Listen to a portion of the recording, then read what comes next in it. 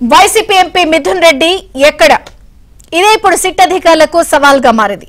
ఆయన ముందస్తు bail high court నిరాకరించడంతో Mithun రెడ్డిని అదుపులోకి తీసుకునేందుకు సిట్ అధికారులు వేట కొనసాగుతోంది. విదేశాలకు పారిపోకుండా లుకౌట్ సర్క్యులర్ జారీ చేశారు.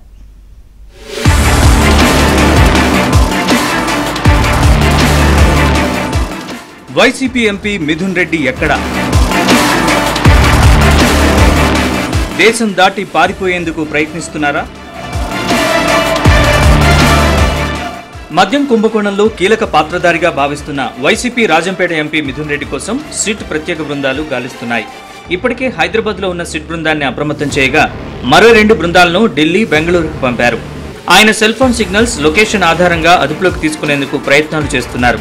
ఇక మిథున్ రెడ్డి విదేశాలకు పారిపోకుండా ఉండేందుకు దేశంలోని అన్ని విమానాశ్రయాలకు లుకౌట్ సర్క్యులర్ జారీ చేశారు.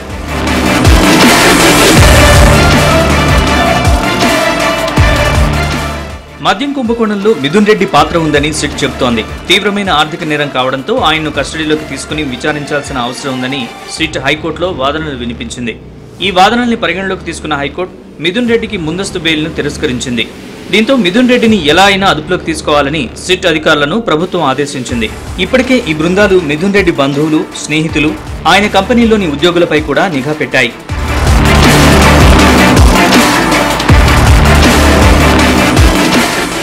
మరోవైపు ఆయన గన్మెన్లు ఫోన్లు పక్కన పడేసి బయటకు వెళ్లారని సిట్ అధికారులకు సమాచారం అందింది.